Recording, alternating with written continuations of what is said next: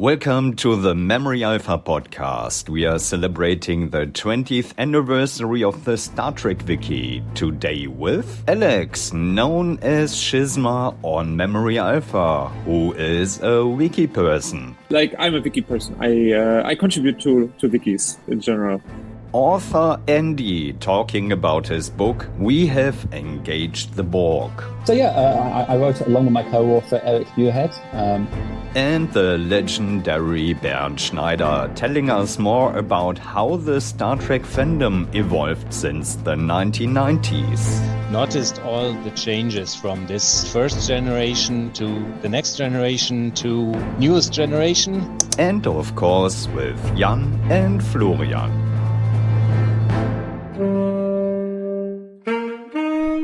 Welcome to the 5th season of the Memory Alpha podcast. We are celebrating the 20th anniversary of Memory Alpha. I'm Florian, and together with Jan, we started the German Memory Alpha back in 2004.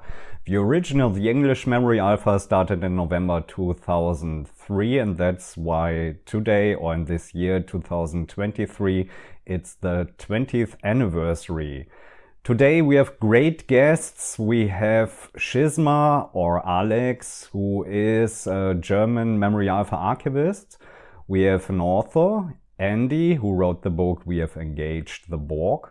And we have the great Bernd Schneider, who is webmaster of the great Star Trek website Ex Astris Scientia. Alex, let's start with you. You are known as Schisma in Memory Alpha. Can you tell me a little bit more about you? I think I joined in the early aughts somewhere. I think I learned about the existence of Wikipedia, and I found it an interesting idea. And I thought there should be something like that about Star Trek, because I was a huge Trekkie back then. I think I just Googled Wikipedia Star Trek, and it was the first thing that came up. And there was also a German version. I don't know, I got into vector graphics software, and I thought I could contribute to vector graphics. Then I became administrator. And I also do remember the great graphics that you created from all the different chips and made these as an attribution to all the pages. Andy, what about you? Do you have any connection to Memory Alpha? No official connection outside of a big fan, big user. I couldn't have written the book without the resources such as Memory Alpha, Memory of Beta, and of course Bernd's fantastic Wolf 359 overview from EAS. Honestly, without that, this would have been nigh on impossible. Having that sort of a resource to hand where you can go through the website and check and cross-reference and just 60 years effectively worth of canon, and then all of the stuff in the books as well, and in the computer games and in the DC comics. Because yes, I have references to all of those in the book, and just trying to create a cohesive narrative. Yeah, we already mentioned Bernd. I think he doesn't need any introduction, but for those who don't know him, this great page is a vast collection of all of Star Trek. This is predating Memory Alpha as one of the sources for all Star Trek knowledge stuff. And he hosts several subpages actually, like Masao Okazaki's Starfleet Museum, Advanced Starship Design Bureau, Journal of Applied Technology, and Cannon Fodder. And one of the pages is actually about the Wolf 359 research project. Bernd, how did any of these projects start? So it all started in 1998, but maybe I have to go a bit further back to 1996 when First Contact came out, and I was just connected to the internet at the university. What do? You search for things that interest you, and just typed Star Trek, and there's already stuff on the new movie, and that got me really hooked at the time. I looked up the daily news on the movie. At some point, I decided, I want to do my own thing, and I created EAS. Started very small with a few hundred kilobytes of data. So the side projects you already mentioned, Jan, they were created, I think, from 1998 to 2005. So still here after 25 years. And you are only doing it by yourself, or do you have contributors? Do you have a team, a group of helpers, or how does it work with Ex Astris? Yeah. A lot of contributors. Actually, the most important one is no secret. It's Jörg Hillebrand. You already talked with him. Was most entertaining video what I saw so far. Of course, he still knows a lot more than I do. He notices the tiniest details in episodes that no one else catches, and of course that is invaluable. And he contributed the alien ship articles, the TNG observations, most of the articles on symbols and logos. We usually work together in a way that he writes up something, packs images into his email and sends it to me. So I do the conversion to HTML. And Ex Astris is only dealing with the canon content of Star Trek, is it? Yeah, so everything with the formerly black background, now a dark gray. So that deals with the canon Star Trek, and the other projects like Starfleet Museum or Advanced Starship Design Bureau. They have a distinct design, and they are fan fiction. Speaking of fan fiction, Andy, you already talked in the previous discussion we had before the recording, talked a little bit about Canon and Voyager, for example, that there were some problems with the Canon story. Problems with Star Trek Voyager and Canon. Let's not go. Let's not go kicking that anthill just right now. It's still quite early in the day, and I don't have a beer with me. One of the things when you're trying to weave 60 odd years of Star Trek canon into a single narrative is the writers, for the large part, will obey a single creed. Is that they want to tell a story they want to tell. They're not going to get too hung up on the canon. Obviously Spock is a Vulcan, Kirk is captain of the Enterprise for that period.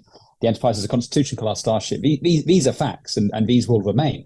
But everything around the edges, they're not going to let that get in the way of telling a story. So when it came to Voyager, and Voyager being off in the Delta Quadrant, eventually they came up against the Borg. We all knew it was going to happen, and so it did so. But then what you started having was, there was the episode Infinite Regress, I think it is, where 7 of 9 starts manifesting all these personalities that people have been assimilated. And all of a sudden, she's talking about a civilian ship in the middle of Wolf 359.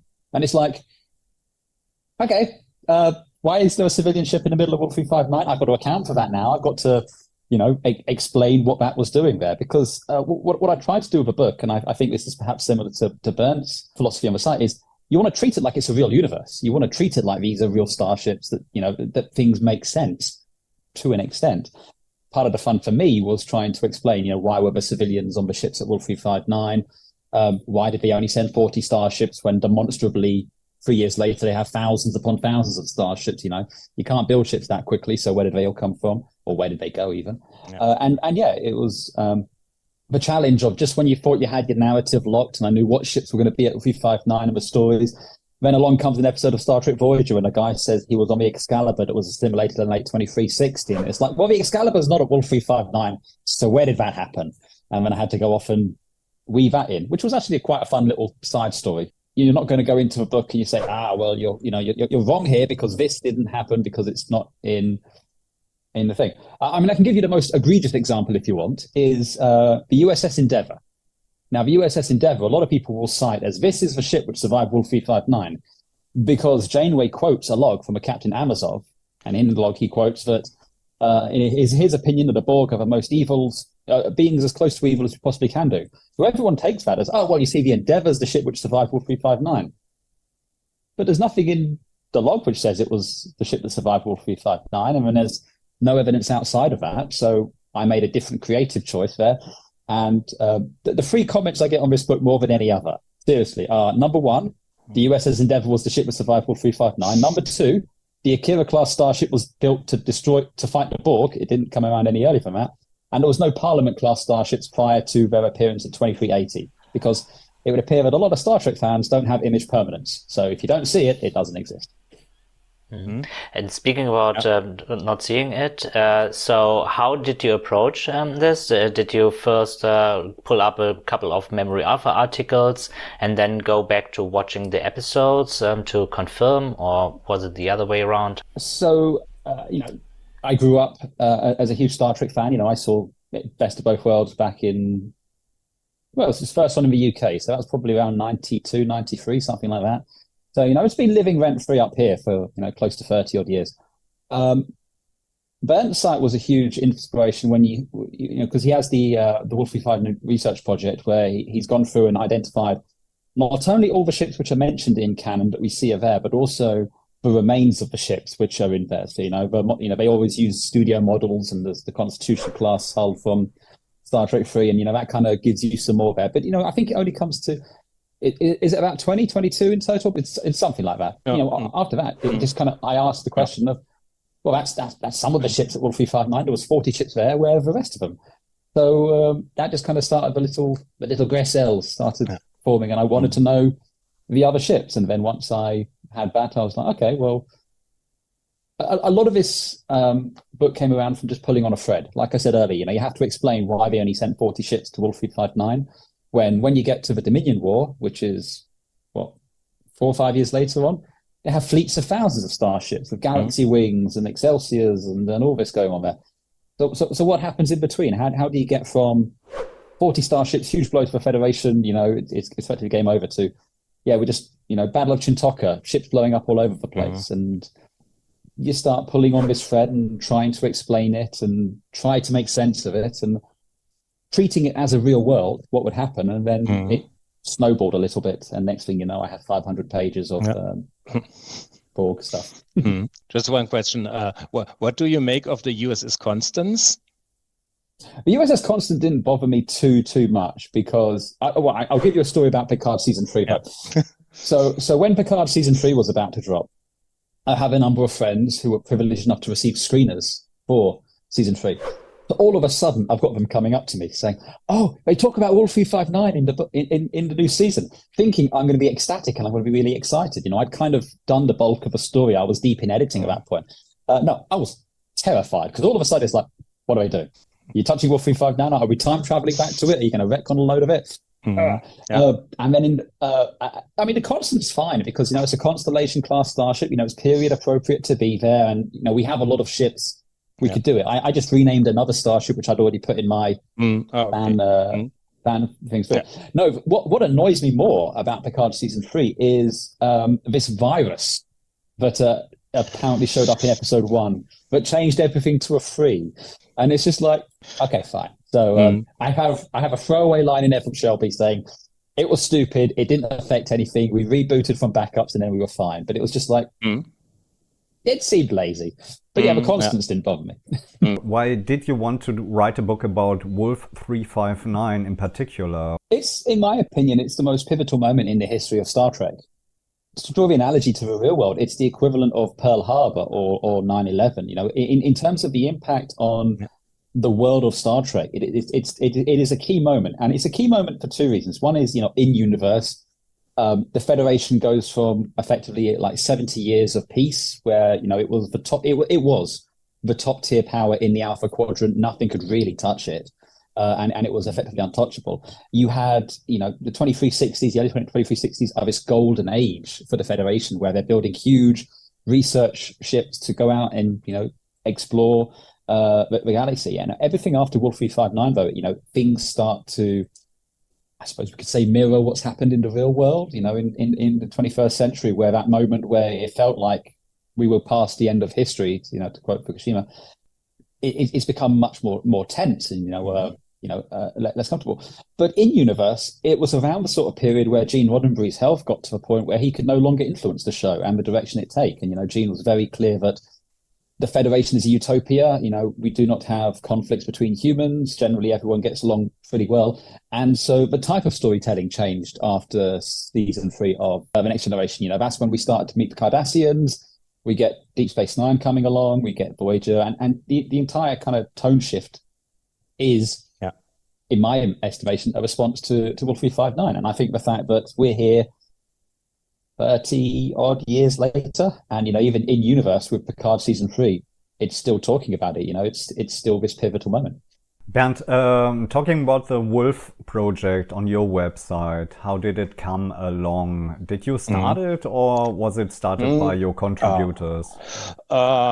I can't tell exactly. It was sometime in 1998, 1999, when there was talking about, I think at the Flair forums, there was talking about the best of both worlds and trying to identify the wreckage. And there was more like a rumor of what models have been present, most notably a slideshow that Mike Okuda showed at a convention. There was a verbal description of the slideshow. And so some fan designs were created, I think, for the Rigel class, similar to the Galaxy class. So there were first attempts to reconstruct what is visible on screen. We tried to bring it together, the description and the screen caps. Screen caps were really blurry and it didn't really allow to recognize anything. You could kneel in front of the TV and try to make out details. We actually did that. And I don't know who it was, but someone approached Mike Okuda. Can we talk about Wolf 359? And he gave us quite valuable answers. He gave his own description of the slideshow, which was different from what was reported so far. At some point, we also managed to get a few pictures of the ships that were actually present, like the USS Chekhov. So these ships all popped up one by one and were included in the article. Andy, and you invented some new ships or new characters for the book? Oh, I had to create new ships because we know there were 40 starships that were present at Wolf 359. So I took the list off of Bernd's site of the ones that we had been positively identified. I think it comes to about 20 or so names. So 17 right. in total. And so after that, it was a case of fleshing out myself. And I knew that I wanted the Hood to be the survivor for narrative reasons. And it's been suggested the Hood had been at 359 in other media, what have you. So that was one of them. After that, it was just, I could make up pretty much whatever ship names I wanted to. So one of the things I tried to do is I tried to avoid just kind of Western Navy sounding names. I wanted to include names which, a bit more representative of other cultures on Earth, but also other members of the Federation. So, we had the USS Saleya, named after Mount Saleya. We had a Shran, because everyone needs a Shran in their fleet at some point or another. We just kind of fleshed it out. It was a lot of fun. There's a few Easter eggs in there. There's some references to other ships from other genres and other series in there. But and the USS Righteous as well, because I loved the Star Trek board game when I was a kid growing up. The full motion video one with John Delancey. So I had to have the Righteous in there as well. The great thing about Star Trek Board is it's an FMV game. So they basically filmed an episode, and at periods you can interact with it. I maintain it's John Delancey's best performance as Q is in that game. And you can watch it on YouTube. It's well worth it. But it is hilarious. If you get some time, go and just watch the video because it's great. I remember the quote. Was hit by an unknown Borg weapons discharge and vaporized. Vaporized. You got a task to go to something, you take the wrong direction, and you walk out into a corridor, and all of a sudden Q is there in a Hawaiian shirt with a hat, 2 women on his arm, and then the ship's captain comes out in a steward's outfit, serves him a drink, and then walks off, and Q just goes, "Why?" Because I can.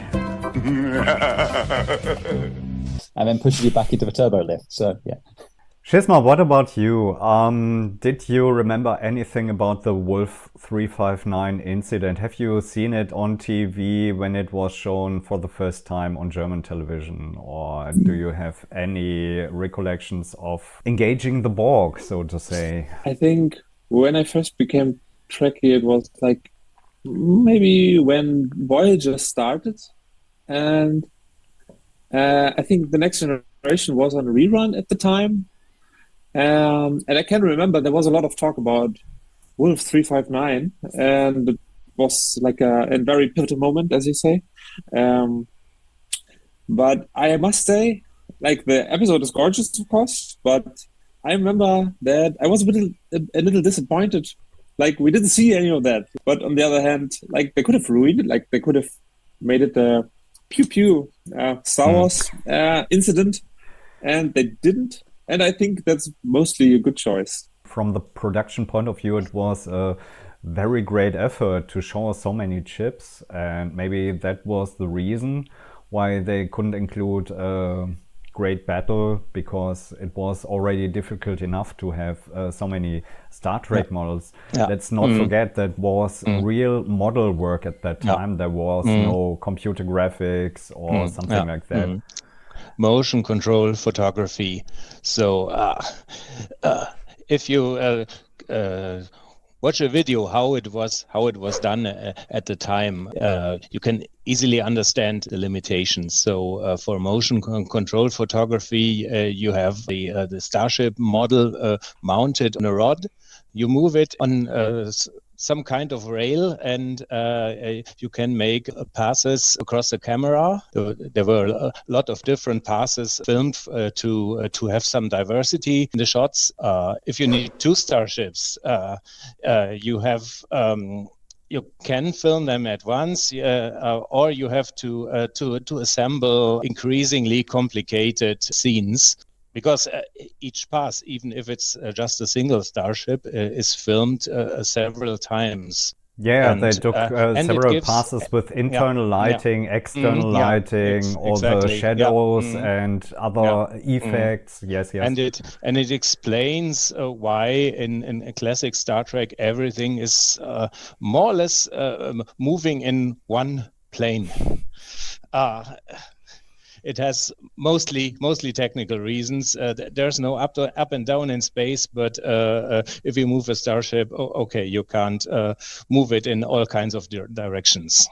For me, back in the days with TNG, the Borg were some of the ultimate enemies. So there's nothing against the Borg. You can't defend yourself against the Borg. And I think the production noted this at some time, that the Borg were too strong. Andy, what are your thoughts about the Borg? I describe the Borg as a Lovecraftian horror, in the sense that they are, in TNG, they're effectively unknowable. There's a quote in the book where we have Dr. Pulaski saying, she can't tell you what is a Borg. You know, is a Borg the nanobot? Is it the drone? Is it the ship? You know, is it collective? You know, this is the sense about the Borg. In TNG, the Borg really are. They are an unstoppable Lovecraftian kind of horror, but to try and comprehend it will truly drive you insane. By the time we get to Voyager, they're just filling up a week, and I think that's kind of tragic. You know, I understand why they brought the Borg Queen in for First Contact, but the second you start humanizing it, in a sense, you give it a structure you can kind of understand. You rob it of that mystery and that sense of menace to it. It was, Q-Hugh is still to this day one of the great episodes of Star Trek, and the way the Borg are introduced in the sense of, you can't differentiate between the drones in their alcoves and the ships itself. They are one and the same. It's effectively the ship is sending its white blood cells out to attack you, and that is what I really wanted to try and capture some of that sense into it as well. We have some sections in the book where we interview Q as a former Borg, trying to describe a Borg perspective and what the collective is like as well. There was also a bit where we have Data when he plugs into the collective to put them to sleep. And I was trying to write that, and it's like, well, I don't know how to describe that because I can't possibly understand that. So I just had Data basically say, I can't. It's like trying to explain red to someone who is blind. You just the words just don't exist. So for me, the Borg are at their best when they're an unknowable force that is just kind of beyond a comprehension. So we kind of modeled the book off of Studs Terkel book, The Good War, or what's probably more commonly known is World War Z by Max Brooks.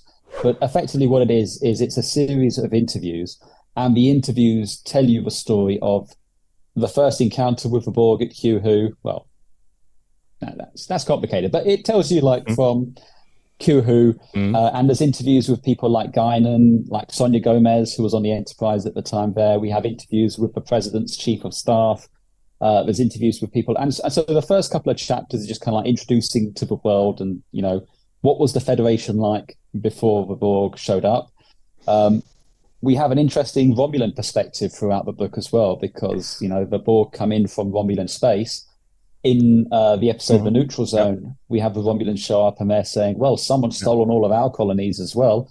And if there's something, I don't know if people have perhaps clocked onto this, but the Romulans are very au fait with Borg technology.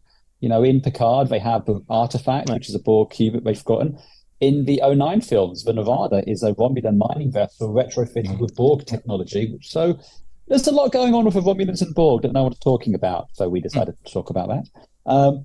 And we kind of weave it. So if you read the book, it will tell you the story from the beginning to kind of post. It's framed from an author's perspective who's looking back at the events 30 years later. And we kind of set that a few years before Picard season 1, and we have a little coda section where we finally have an interview with Jean-Luc Picard after Picard season 1, where he kind of has come to terms with the reality of himself as an XP.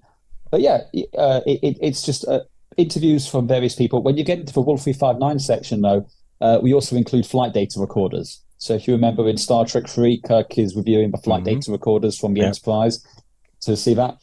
We think about the 24th century, these are fully immersive holographic simulations effectively. So you can put you right in the place of the ships at Wolf 359 to see what happens. So that's pretty horrific. I made a lot of people cry reading those sections. So you didn't write the book on your own. Did you do it with a co-author, and how long did you work on the book?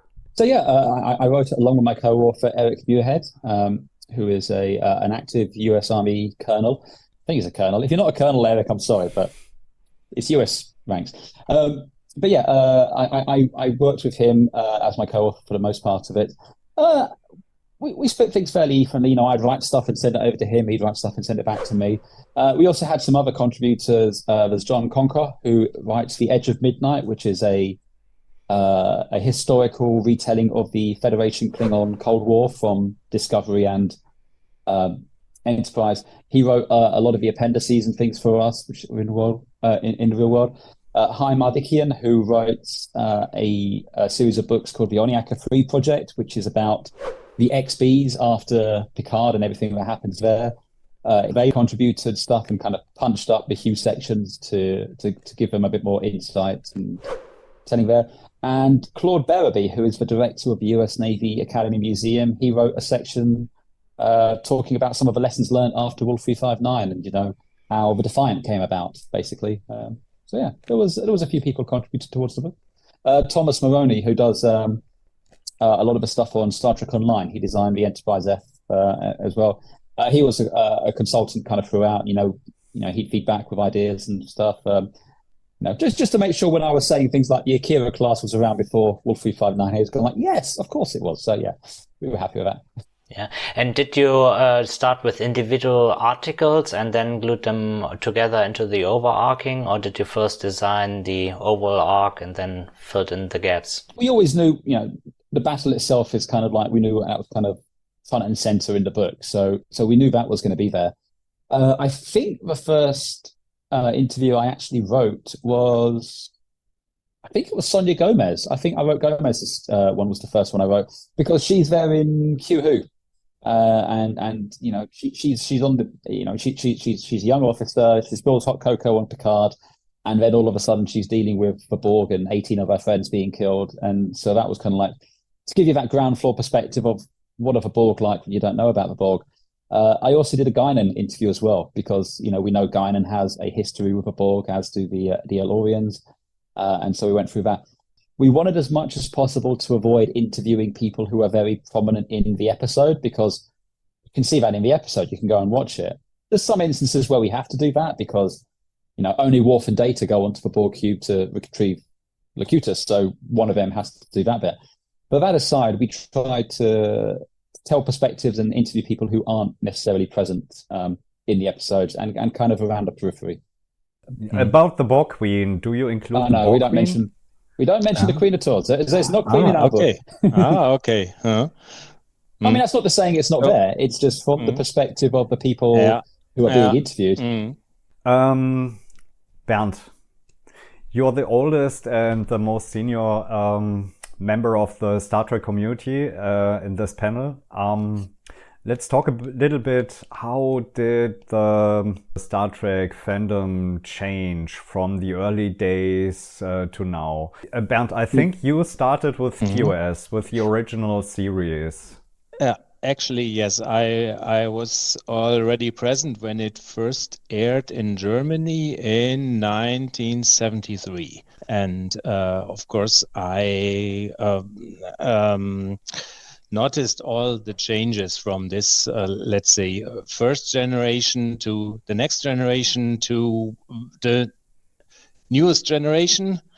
So in these three eras, I can't tell much about fandom of the 70s and 80s. 70s, I was too young. 80s, I was not so much into it. One reason is stuff was hard to come by. You could buy books. You had to wait until something was shown on TV. You could buy video cassettes that were quite expensive at the time. 1996 was the year when I got connected, and the year that started it all. The online fandom was created mid 1990s with the first websites. I participated pretty early on, and then launched my own site. What was the fandom like online? It was in discussion forums, news groups, websites. People were happy if they could find pictures, could find news. Everything was somehow more valuable than it is today. You told me earlier you were buying magazines, imported magazines back in the time.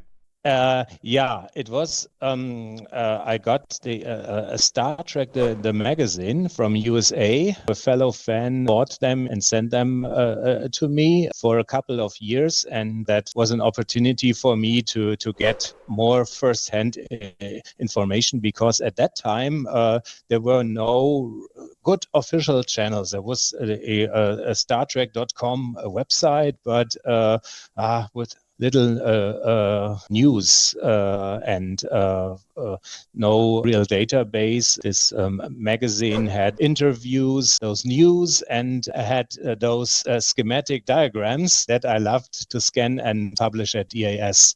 Andy, did you get in contact with Star Trek via the television series, or did you buy the DVDs? My parents were huge Star Trek fans, and we had the motion picture on VHS at a time when it cost something like £80 to have a VHS tape. But these were not, cheap things to have. So Star Trek's been a part of my life pretty much, as long as I have been around. When we were at junior school, we had to build spaceships for an event, and everyone's building like rockets, out of juice bottles and all that. I built the Enterprise out of 2 paper plates, a McDonald's cup, a Robinson's juice bottle, 2 bits of cardboard, and a couple of toothpaste boxes on the side, with an egg cup on top for the bridge, because you have to have a bridge on the top there. When I was at school, I wasn't popular. I wasn't good at sport, so I would sit in the playground reading the Star Trek: The Next Generation technical manual. So I will happily say that I was definitely into Star Trek for the longest possible time. So when I moved into online space and online communities, the first ones I sought out were the Star Trek ones. I used to frequent a website called spacebattles.com, which had people who would have videos of like the Battlestar Galactica fighting against Omegas from Babylon 5 and ships from Star Trek. And I ended up running that site for a little while after that. I won't claim I've been in the fandom since day one. Obviously, I wasn't there for the original series, but certainly in terms of the online spaces, I've pretty much been there since the online spaces were there to a certain extent, one way or the other. And Alex, how did you transition to the online spaces and meet the fandom there? Pretty much with Memory Alpha, the German Memory Alpha. Yes, that was like like the first time I maybe had discussions with other fans.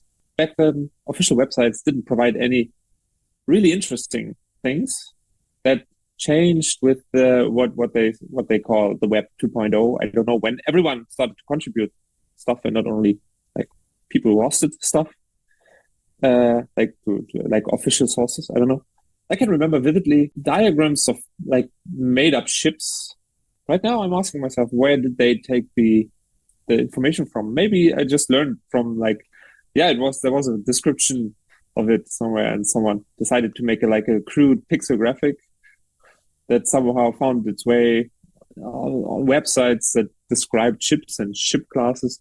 I think I was into a website, also a German website, that tried to get information on all the ships. Just like, oh, we have the registry numbers, so we approximately know how many ships there are, and we know that like certain classes of ships are in specific ranges of registry numbers, and that was super interesting to me. Like, maybe it speaks to like how fleshed out the universe was already back then. Mm-hmm. And did you participate in some forums then later on? Like, I'm a wiki person. I contribute to wikis in general. Maybe we can talk a little bit about how the wiki changed over time. Shizma, you had the most experience of all of us working actively on Memory Alpha. I know the early times. I was there to start the German version. And at first, everything started on a private website. Then we moved to the hoster, Wikia, Wikicities. Now it's fandom.com. How did you experience all the changes all the time? I think at the beginning, the website looked super crude, like all the wikis looked exactly the same, just different colors. The technology got better, and we were able to upload vector graphics, and things became prettier. Like the resolution of the footage, we got high resolution, like DVD resolution. The web became more and more like the thing that I would have expected official websites to be like. At some point, like this Wikia got involved. I think I didn't notice it at first, because when you had an account, you didn't see the ads and all the stuff. And if you have an ad blocker, you don't see the ads either. But once you notice like how everything looks when you like see it as a regular person without an ad blocker, I became a little disillusioned with the whole project. I thought maybe projects like this should be run by a non-profit.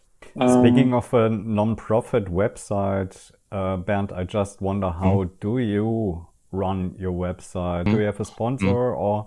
No sponsor, no donations. I can pay for everything myself, which isn't too much. I need a server. I have a good friend who is doing this for almost 20 years by now, who has set up the basics server architecture for me, because I don't know anything about servers. I just know how to set up a website on a server.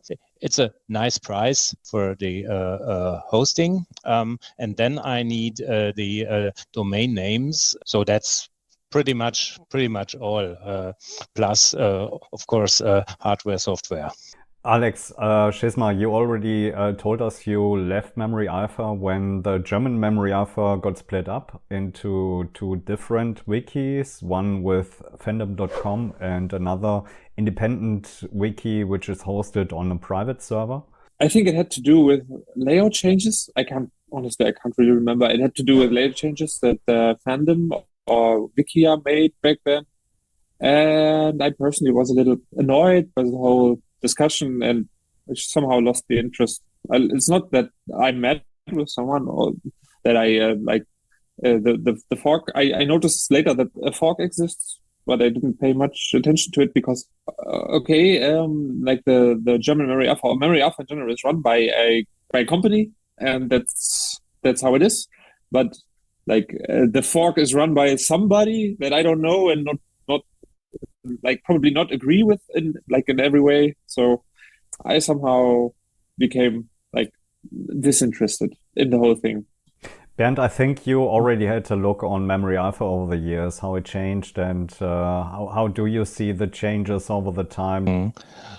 So as Shizma already mentioned, in the beginning it was rather crude, like the whole internet was at the time the most important thing that happened. It was filled with information. So that is to me matters a lot more than how it exactly looks, because as long as it remains usable, I can find everything. Memory Alpha doesn't need the perfect look. It's an awesome resource, and people would use it anyway, even if it was a bit old-fashioned. So I did like the old layouts. As a reason of why I like the old layouts better, because as already mentioned, without an ad blocker, you have videos playing, and it's really annoying. It used to be better for the visitor. For the contributor, on the other hand, there are a lot of more functions. I have to admit, I didn't really try the editor as it is now, where you can do more like what you see is what you get, unlike in ancient times when you had to memorize certain markups to format your article. It's easier to get into the wiki with this what you see is what you get editor. I personally never had a problem with the markup. Only tables in classic markup, they are tricky. Tables in HTML are actually a lot easier than in wiki markup. Yeah, and Andy, you completely did a different approach with having a paper book or a PDF book in contrast to an interactive site. Also, probably the style was very much in the foreground. What was your leading decision to do a PDF book rather than an interactive website? Because I have zero skills when it comes to web design. Zero, less than zero. This is black magic. Websites exist, people do stuff, and then people can interact with them. I would love to get a really cool, like LCARS interactive website where you click on stuff and pages. Coding, web design, anything like that, it just doesn't sit whatsoever. So I decided to write the story, and then working with Heimardikian, they was able to turn it into to really beautiful LCARS displays. So if you read the book, especially on the tablet, it is like you're reading it on a pad, which is great. And again, I don't think this will come across because my camera's blurred, but I just you can kind of see in the book. It's so that is really it looks fantastic. Yeah, thank you. And I'd love a website which can kind of convey that. Just not got a clue how to do it. And I'm a big believer in paying people for their work, where everyone who contributes towards to the book, I made sure I compensated them for their time. Yeah, I see. I can't afford to pay someone to do the website that I'd want to have to do that. So you have to read the PDF. Stick on your tablet. Speaking of model building, little change of topic, model building. Shizmo, Alex, do you have Star Trek models? Have you built Star Trek models at any time? No, not really. I would love to have some like tin model or something like that looks cast or something, but I'm not happy with what I have seen for purchase. But you have made several 2D variants of the models in the form of your schematics.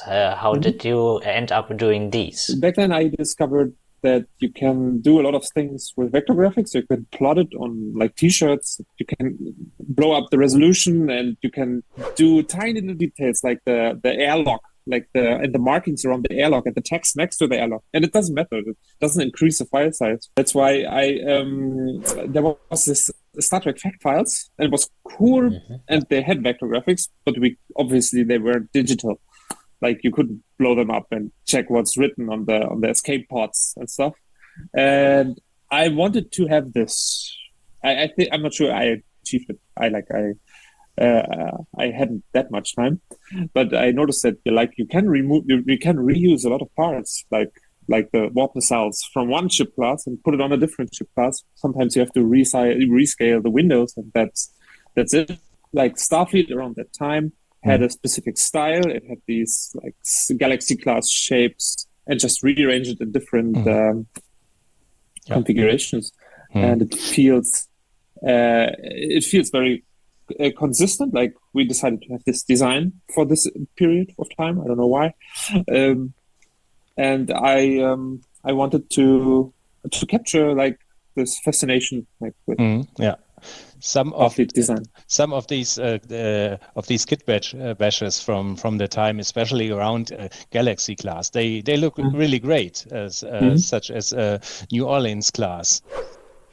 I know we wanted to talk about models, but staying with the topic probably on Bernd, on your side, you also have a large database with size comparison charts. And where did you take your pictures there? Did you also redraw them or have them redrawn by some contributor?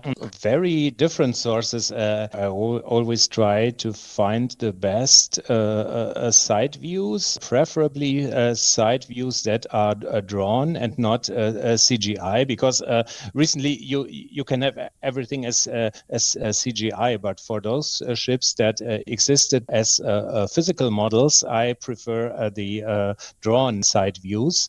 Sources are Star Trek fact files, Star Trek the magazine. Some few are drawn by me. My skills are limited in this regard, and some are drawn by several other contributors. So sources are very different, and I try to keep them halfway consistent as a style is concerned.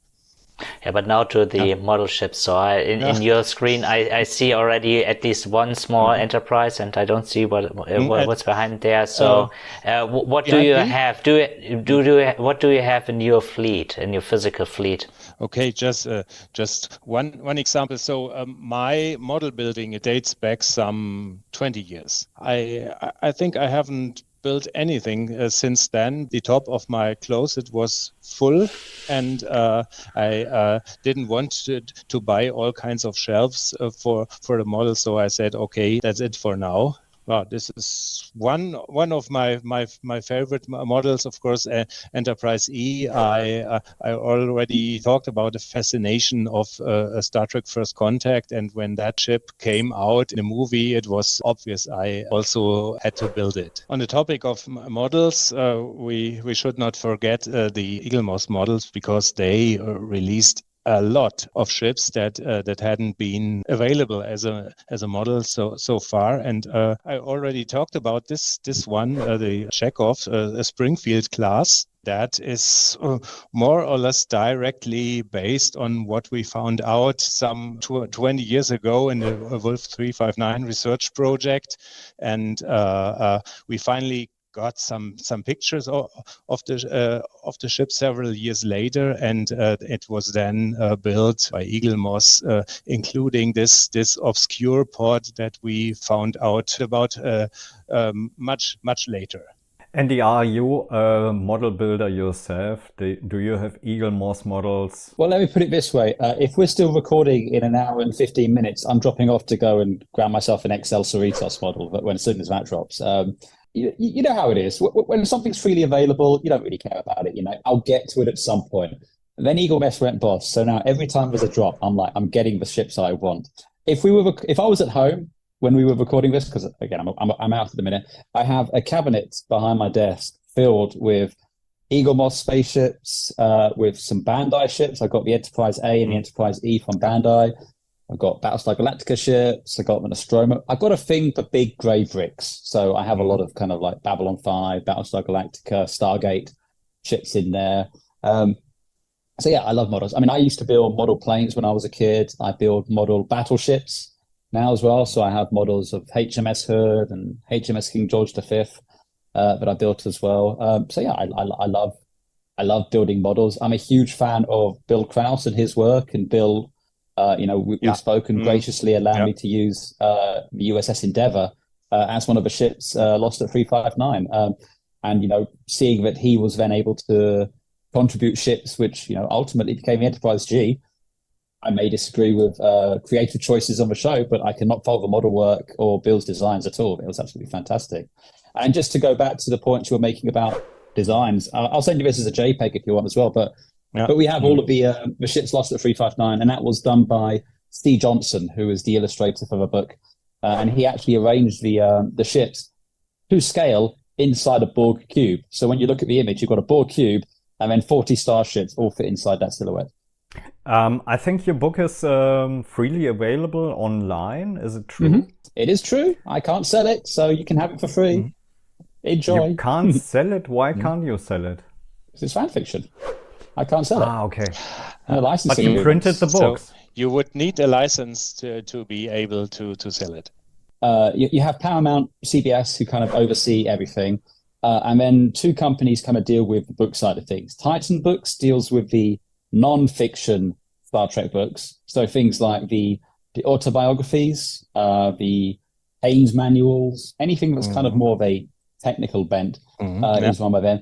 And then Simon and Schuster have the narrative license for all the fiction books and everything. 20 odd years ago, they did engage with fan authors and bring them into the fold. Una McCormick started out as a fan fiction writer who was then brought in, and she's written some absolutely fantastic works of Star Trek fiction now. But it's now such that they tend to just want to work with established authors that they know and just write beats that they want to be hit, basically. They want, okay, we need a story to kind of fill this whole go off and write the story. And again, taking nothing away from the authors, you know, I'm a huge fan of David Mack and Jane Swallow and Keith DeCania. You know, many of them, I love the work they're doing, but the 90s and the 2000s was a really exciting time for Trek literature. There was some amazing stuff out there. I love the literary universe. I am so salty about what they did in Star Trek Coda. If you ever do a podcast about that, bring me back. I have thoughts. But I Memory Alpha is fantastic, but Memory Beta was where I lived. I love Memory Beta. The Hantsu books exploring the Romulans, I love those. The DC Comics are great because they basically have this idea that between Star Trek 3 and 4, they go off and have an entire adventure with Kirk in command of the Excelsior, and they do all this kind of crazy stuff. But then when Star Trek 4 comes around, they have to be on Vulcan with a Klingon ship, so they kind of do this whole thing to get there. I love it. I have references to some of the characters in there into the book. So I love the novels and the literature and all that. I would love for this to be canon. Can you describe just a few sentences? What is Star Trek Coda? We're all familiar with the concepts of canon and everything. You know, you have the prime timeline, the canon timeline, the ones that's on the TV show. Then there was the literary universe. And the literary universe, there's been Star Trek novels running since pretty much day one, but it kind of really formed into a cohesive canon of its own after Enterprise ended, when they knew there was going to be no more stories post-Nemesis. That was going to be the end. So there's adventures on the Enterprise E. Picard is married. He has a kid with Beverly Crusher. Riker is in command of the Titan and off doing his thing. And then when Picard came around, it complicated things a little bit. And they sent down the order that they wanted to end the literary universe, to end that canon, so that the novels going forward would tie up with what's been done on screen since then. There was many ways they could have chosen to do this. They chose to do it in a way which I did not like. Your mileage may vary on that. But yeah, I have many thoughts on Star Trek Coda. We don't have enough time here, as in the whole other podcast. But yeah, that's plenty online. Coming back to your book, it's online available on wolf359project.com, I think.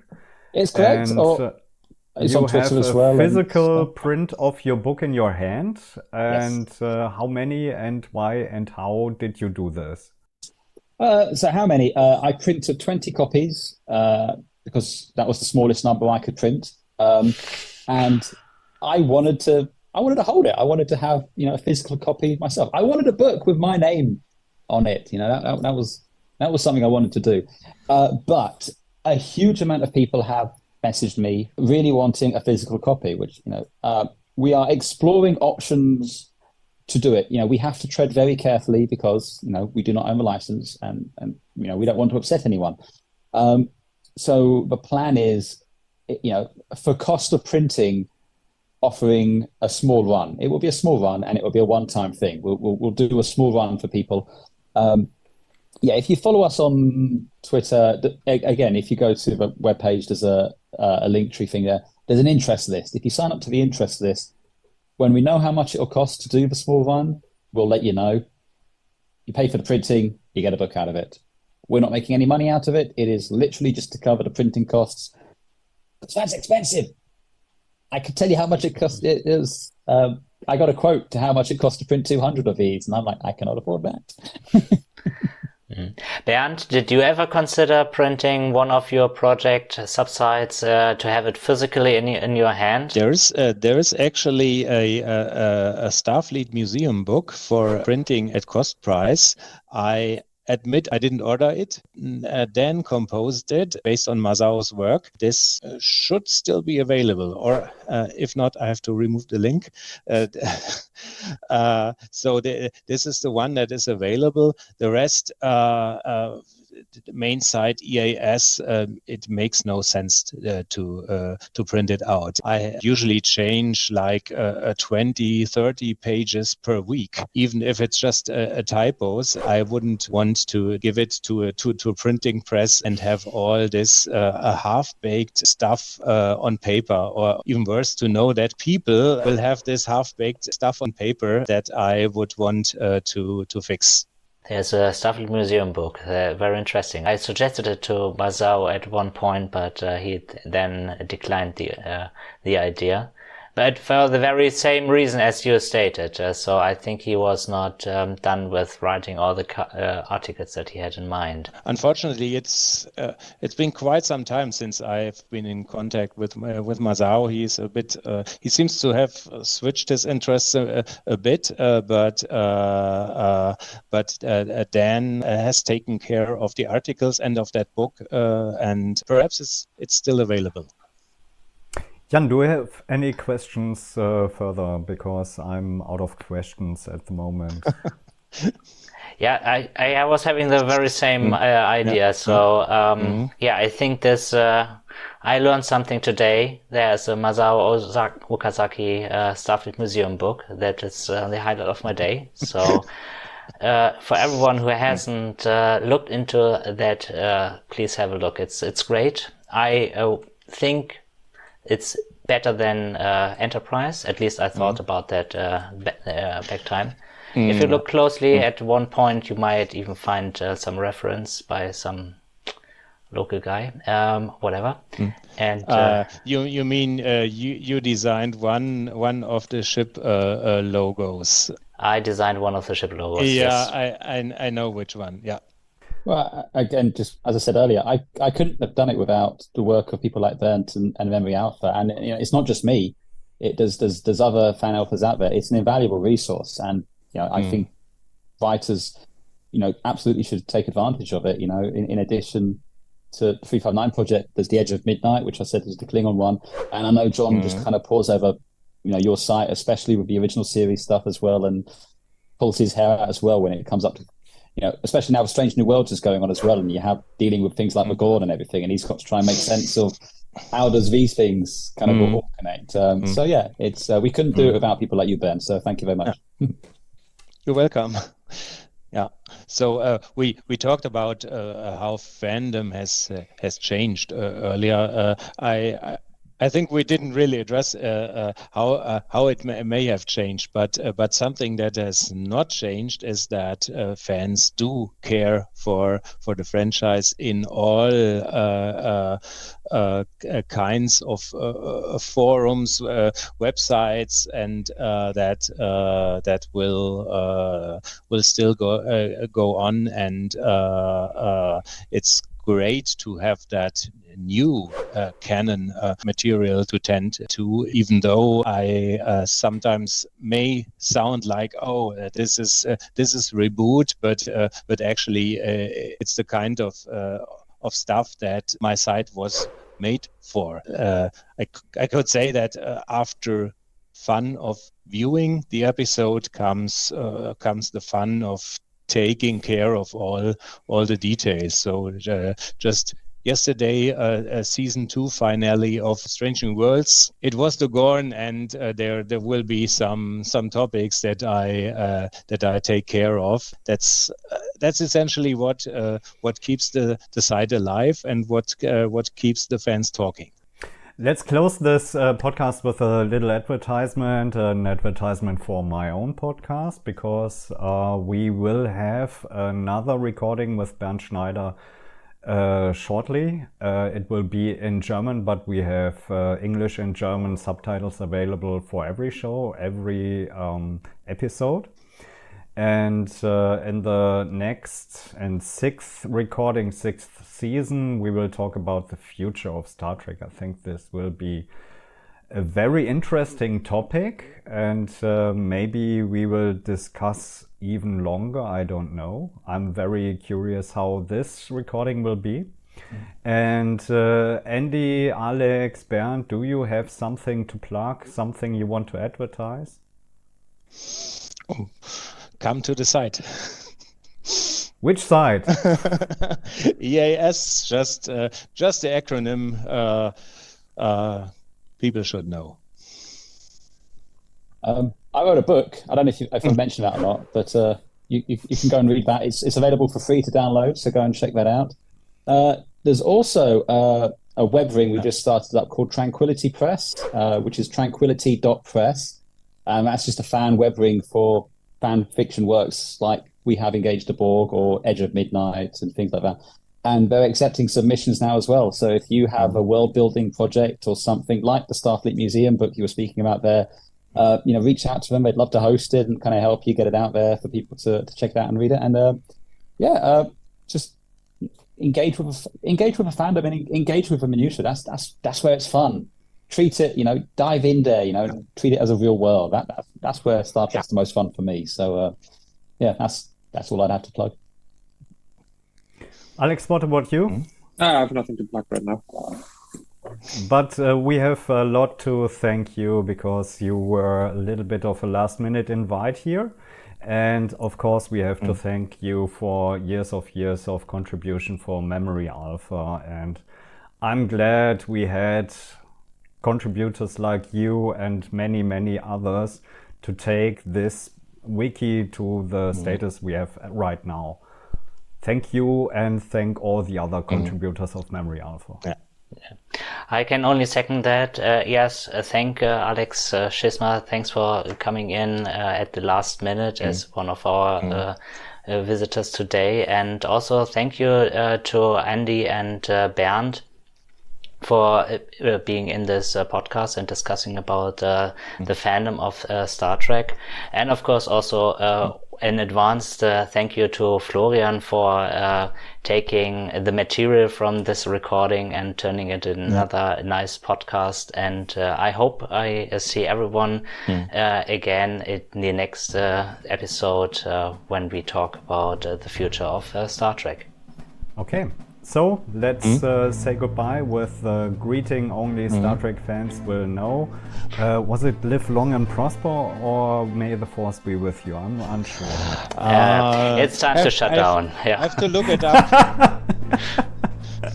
So live long and prosper. Thank you for participating. Thanks for arranging this. Bye.